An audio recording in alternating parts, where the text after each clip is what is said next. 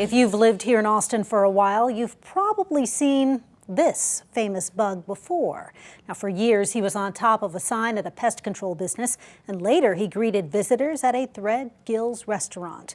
But after Threadgill's closed a few years ago, the big bug disappeared. So KVUE's Bob Buckaloo and photojournalist John Guskey launched a search for one of Austin's best-known icons.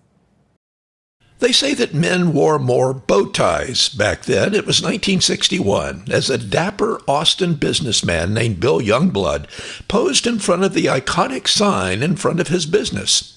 The big bug that rotated atop the Terminix pest control sign on North Lamar Boulevard for 30 years was Youngblood's idea. He named the bug Willie N. Festus. Willie had a hard life spinning around up there.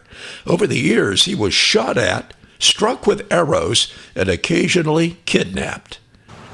After spending most of the night at the police station, Willie N. Festus, better known as the Terminix bug, got to go home. Though hardly the crime of the century, Willie was a frequent target of pranks. AE Pi fraternity president Michael Skolnick says his pledge class pulled the stunt.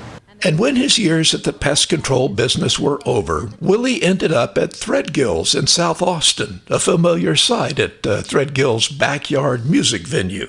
But eventually, Threadgill's closed, and some feared that the big bug was lost forever. Then on a hot August day just a few weeks ago, a man named Todd Sanders invited us up to the roof of his building in South Austin.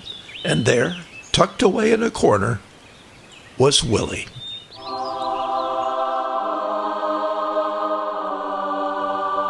He looked a little rough around the edges, but Willie was still with us. Sanders had rescued him.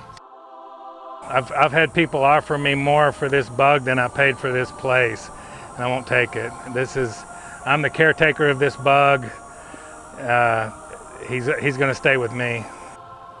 Once he's patched up, Willie will be hoisted atop a sign at Todd Sanders' Roadhouse Relics, visible to anyone who drives by his neon business on South 1st Street. Now almost 65 years old, Willie is a survivor, clearly a bug who cannot be crushed. Bob Buckaloo, KVUE News.